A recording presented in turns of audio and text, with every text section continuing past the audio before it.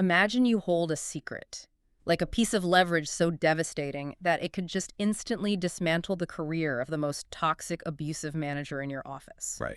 You have the power to stop their whole reign of terror with just, a single well-placed revelation. Do you pull the trigger? What's fascinating here is that we aren't just talking about a petty office squabble. No, not at all. We are looking at a deep, fundamental test of personal alignment and systemic observation. Right. This is the exact moment where your own internal framework basically collides head-on with the messy, destructive reality of human toxicity. Welcome to this deep dive. Today, we are taking an exhaustive journey through a profoundly difficult moral dilemma. Yeah, it's a heavy one. It really is. And we have a stack of sources today spanning organizational psychology, evolutionary biology, and even ancient Vedic texts. All to help you navigate this exact crossroads. Exactly. Because anyone striving to live a conscious, ethical life eventually encounters one of these individuals. People who project hostility, who actively undermine their subordinates, and just create this relentless atmosphere of needless friction. And the temptation to use that secret against them is born directly from insight. Right. But to understand whether you should intervene and expose that truth, or kind of step back out of reverence for the universal laws of cause and effect, well, we have to first understand the specific psychological architecture of the toxic individual. We really have to look at how the bully's mask is constructed, from the ground up. Exactly. Because when we picture a hostile, hyper-aggressive manager, the assumption is usually that they are operating from a place of, overwhelming power. Yeah, they seem totally invincible. Right. But the anthropological and psychological findings in our sources reveal a completely inverted reality. They do. The research points to a phenomenon called the universality of the mask. Which is such a great term. It really is. When psychologists study authoritarian personalities within, professional ecosystems, they find that these hyper-aggressive managers almost universally exhibit extreme rates of imposter syndrome beneath all that public bluster. Which is wildly counterintuitive to how imposter syndrome is usually portrayed, right? Oh, for sure. Normally, you picture a quiet, conscientious employee over-preparing for a presentation because they are terrified they aren't smart enough. Right. You rarely picture the person screaming at a subordinate in a hallway as suffering from feelings of inadequacy. Exactly. But the mechanism is actually the exact same feeling of fundamental inadequacy. It's just that the coping strategy is entirely externalized. So how does that actually work in practice? Well, for the toxic manager, the ego perceives their own incompetence as an existential threat. If people find out they're a fraud, their professional survival is over. So they panic. Right. To prevent an internal collapse, the psyche projects this massive fortress of aggression. It operates almost like a flashbang grenade. Wow, a flashbang. That makes perfect sense. Yeah, by constantly keeping everyone around them off balance, defensive, and afraid, they ensure no one has the time or the courage to look closely enough to see their incompetence. So their hostility is not grounded power at all? Not even a little bit. It is a meticulously constructed, highly fragile defensive armor. Okay, let's unpack this. Because this brings us to you, the listener, sitting in the observer's chair. Right.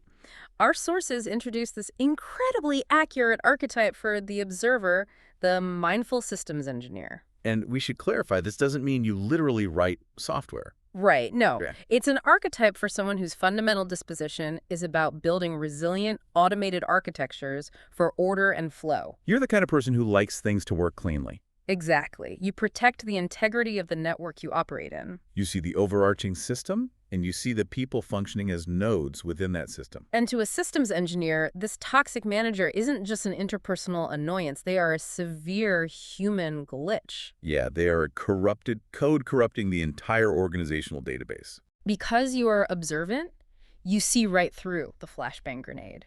You see the fragility. You know the exact vulnerability that contradicts their projected authority. Right. You see the exact line of bad code that is crashing the software. And the temptation to execute a manual override to drop that truth bomb and dismantle the tyrant it doesn't even feel like revenge. No, it feels like a purely logical debugging process. You just want to isolate the corrupted file, hit delete, and save the system.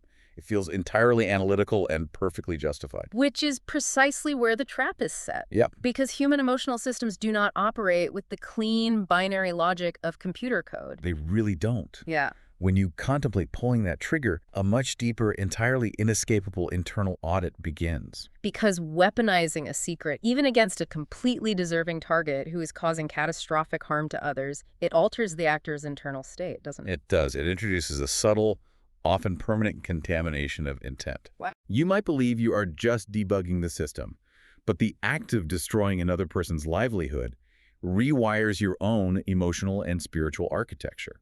That makes logical sense, but it brings up a glaring question. Why is the observer so deeply, viscerally invested in this in the first place? Right? Why get involved at all? Yeah, if you aren't the direct target of the boss's rage, why does this glitch need debugging so urgently? We have to look at the underlying biology to answer that. Okay. The organizational psychology and neurological research in our sources reveals something astonishing. Witnessing a manager mistreat others triggers the exact same neurological stress responses and burnout indicators in the observer as it does in the direct recipient of the abuse. Wait, the exact same. There's no dampening effect just because you're standing 10 feet away. None. And the reason comes down to evolutionary biology and mirror neurons. Oh, so? Well, the human brain evolved in small, tightly knit tribal groups. In a prehistoric tribe, an unhinged, violent, or erratic leader was a lethal threat to the entire group. Regardless of who they were currently attacking. Exactly. The brain's threat detection center, the amygdala, it hasn't updated its software for the modern corporate office. Right. So when you watch your boss verbally abuse a coworker, your nervous system doesn't neatly compartmentalize that toxicity. It perceives an active predator in the room. Meaning your body is flooding with adrenaline and cortisol, prepping you for a life or death fight, while you are just sitting at your desk pretending to answer emails. Yeah, your biology is absorbing the ambient radiation of that hostility. That's wild. The cortisol spikes, the chronic anxiety, the long-term adrenal fatigue. The biological burden on the bystander is virtually identical to the burden on the victim. Which explains so much about modern workplace exhaustion. It really does. You can go through an entire week where the toxic boss never once aimed their fire at you, yet you go home on Friday feeling completely hollowed out. Just utterly depleted from watching them terrorize your peers. And that specific hollowing out leads directly to another profound psychological reality detailed in our sources, empathy fatigue. Yeah, this is a big one. The human brain simply cannot sustain a constant, high-alert state of compassion in a continuously toxic environment. It's too expensive, energy-wise. Right. To conserve emotional energy and protect your sanity, the prefrontal cortex eventually steps in and starts shutting down the empathy centers. The well simply runs dry. Prolonged exposure to chronic toxicity induces a natural, protective emotional numbness. You enter a state of cold clarity. You look at this toxic manager and you feel absolute indifference to their well-being. You are entirely unable to manufacture warmth or pity or even a basic wish for their rehabilitation. No, you just want the threat neutralized. But, and here's where I want to push back a bit, if you feel complete indifference, if empathy fatigue has completely wiped out your ability to care about the bully as a human being, can taking them down still be considered a pure act of service? That is the big question. Right. Or does the absolute absence of compassion inherently corrupt the intent of your intervention? If I am operating with icy precision, just wanting to exterminate a bug, am I slowly becoming the villain by exposing them? You have just walked right into the central crucible of this dilemma. I thought I might have. Yeah, this tension moves us directly into the great ethical debate presented in our sources. We essentially have two steel-manned philosophies colliding here, offering completely opposite frameworks for this moment of decision. Okay, let's hear them. The first framework, which our sources call the shield of the collective or defensive intervention, argues that standing idly by while a toxic force harms your vulnerable peers is fundamentally a passive form of complicity. Doing nothing is an active choice to let suffering continue. Exactly. The argument being that proximity demands responsibility. Right. If you possess hidden leverage, a truth that could instantly neutralize this destructive force in your shared environment, withholding it is moral cowardice. That's the perspective, yes. Dropping the truth bomb is not petty revenge. It is an act of systemic hygiene. It is fierce, protective compassion for the collective. You are stepping up to be the shield for those who do not have the power or the leverage to protect themselves. And it is an incredibly compelling, highly validating ethical stance. It frames exposure as taking out the trash, so the rest of the ecosystem can finally breathe. Yeah, it makes a lot of sense. But it is met by an equally rigorous counter-argument. Okay, what is the other side? The purity of the observer, or karmic non-interference. Which pushes back on the idea that we are the appointed arbiters of workplace justice, right? It does. This argument posits that the universal laws of cause and effect operate entirely independently of our short-term manual overrides. So hands off the wheel. Basically, yeah. Remember the bully's mask? Yeah. That internal fragmentation, the crippling imposter syndrome, the desperate facade. Right, the fragile architecture. That psychological architecture is already generating its own inevitable collapse. The universe is already auditing them. The toxic manager is continuously sowing the seeds of their own destruction. But wait, if they are going to self-destruct eventually anyway, why shouldn't I accelerate the timeline and save my team a few years of misery? Because of the mechanism of contamination. Think of it like dealing with toxic waste. Okay. The toxic manager is a leaking barrel of radioactive material in the center of your office. The shield of the collective argument says you should run in and physically remove the barrel to save everyone. That seems reasonable. But the purity of the observer argument warns that by stepping into the arena to exact calculated retribution, by dealing in secrets, blackmail, or targeted takedowns, you are handling that radioactive waste without a hazmat suit. Oh, wow. You absorb the heavy emotional and spiritual residue of the conflict.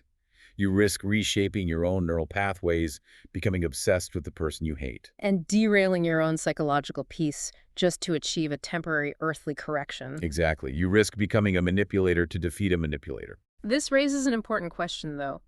Where is the exact boundary line between protecting a team through strategic exposure and crossing over into becoming a toxic force yourself? It's a very thin line. It is. How do you reconcile the very real, very biological desire to protect your peers with the long-term danger of destroying your own character in the process? Right. When does being the shield turn you into a weapon? And this modern psychological deadlock, knowing you have to protect your team, but fearing the moral cost of revenge, it isn't actually a new workplace problem. No, not at all. It's the exact same paralysis described thousands of years ago on a literal battlefield. To break this tie, our sources point us to one of the most profound explorations of duty and consequence in human history. The Bhagavad Gita. Yes. And the transition from the corporate office to the ancient text is seamless because the underlying anatomy of action, which the Vedic texts call karma and duty, which they call dharma, is completely universal. So the Bhagavad Gita opens with a moment of ultimate crushing paralysis. Yes, Arjuna's dilemma. Right. The great warrior Arjuna is sitting in his chariot on the battlefield of Kurukshetra. He is looking across the lines at individuals he knows intimately, family members, former teachers. But these individuals have acted terribly. Exactly. They are upholding adharma, unrighteousness. They are the ultimate toxic managers of his universe, creating massive harm to the innocent. Arjuna is facing the ultimate manual override dilemma. He possesses the skill and the leverage to destroy them, but he is completely paralyzed by the moral ambiguity. He knows they need to be stopped, but he is terrified of the spiritual residue, the karmic blowback of shedding their blood. He is caught perfectly between the shield of the collective and the purity of the observer. So he turns to his charioteer, who happens to be the divine figure Krishna, and essentially asks the question we are asking today. How can I possibly take action to stop this toxicity without destroying my own soul? And Krishna's counsel here is revolutionary. It really is. It cuts right through our modern binary of either being a passive bystander or a vengeful executioner. Krishna does not counsel passive endurance of injustice. No, he does not tell Arjuna to just embrace empathy fatigue, put his head down, and let the universe sort it out organically. He doesn't say, just wait for their imposter syndrome to catch up with them. Not at all. Instead, Krishna eliminates a critical distinction that completely reframes the dilemma. He draws a hard, impenetrable line between two internal states. Krodha and Yuddha-dharma. Let's define those mechanisms clearly, because this is the hinge of the entire argument. Right. Krodha translates to anger, wrath, personal malice, or the desire for revenge. The dark stuff. Yeah. The text classifies Krodha as a primary gate to self-destruction.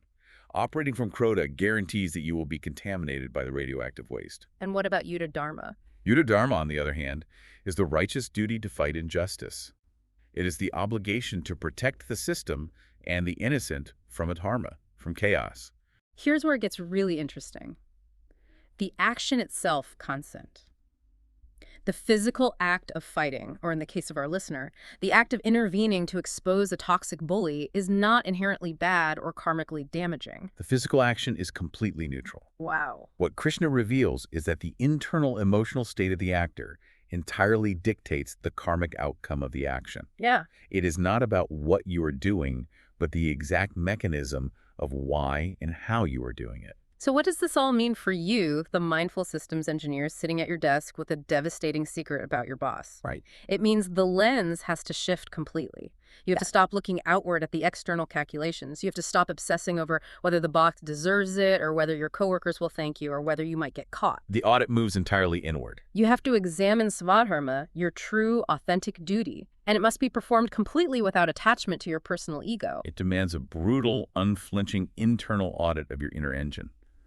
This is the ultimate synthesis of all these frameworks. Because the ancient texts do not hand you a rigid, one-size-fits-all prescription. No. They do not say, always expose the secret to save the team, or never expose the secret to save your soul. They demand that you look at the fuel powering your desire to act. Exactly. If you decide to act, if you determine that you must drop that truth bomb and execute the manual override to save your peers, it must be completely stripped of crota. It cannot be fueled by the satisfaction of egoic revenge. Right. You cannot do it because you want to see the look of defeat on their face, or because you want to prove you were smarter than them, or because you were just exhausted and want them to hurt the way they hurt you. If you pull the trigger, your heart must be entirely clean. You act strictly as an instrument of systemic hygiene, driven 100% by the protection of the innocent. You handle the radioactive waste, but your hazmat suit is a perfectly pure intention. But consider the alternative. What's that? What if you do that brutal internal audit and you realize you can't do it purely? What if you realize your empathy fatigue has calcified into genuine hatred and you are acting out of spite? Then the texts are clear, you must refrain. Yes. But if you step back and choose non-interference, it cannot be out of cowardice, fear of retaliation, or passive complicity. It must be rooted in a deep, profound trust that cosmic and systemic laws will ultimately rebalance themselves. Did you relinquish your hidden leverage not because you don't care about your team, but because you recognize your own compromised internal state? And you trust the larger architecture of cause and effect to handle the glitch. This surrender is what frees you to maintain your inner peace and clarity, even in a highly toxic environment. It is the ultimate form of accountability. You can't lie to yourself about your motives anymore. To summarize this exhausting but deeply illuminating journey we've been on with you today, we started by dismantling the illusion of the workplace bully, revealing that their terrifying hostility is actually just a desperate, projected defense mechanism guarding a fragile imposter syndrome. We explored the immense, very biological toll of bystander trauma, where your nervous system absorbs ambient toxicity until you are left with a cold numbness of empathy fatigue.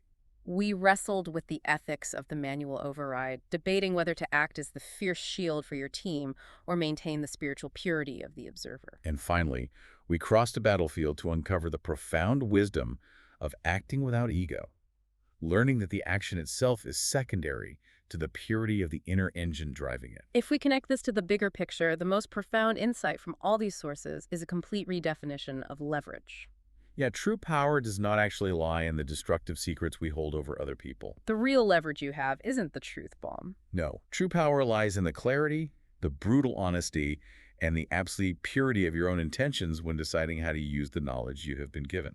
It is entirely about mastering the internal state, which leaves me with a final thought for you to mull over as you navigate the inevitable friction of your own ecosystems. I love this part. If we truly believe that cosmic and systemic laws ultimately rebalance themselves organically, if we trust that the universe is always naturally moving toward equilibrium, are we ever genuinely required to be the instruments of justice? Oh, that's a good question. Right. Or is our righteous, burning desire to fix a toxic situation, to step in and execute that manual override, just another much more subtle manifestation of our own ego, desperately trying to control a universe we don't fully understand? Wow. Something to think about. Thank you so much for joining us on this deep dive. Keep observing the systems around you, but more importantly, keep questioning the hidden forces that drive your own actions. We will catch you next time.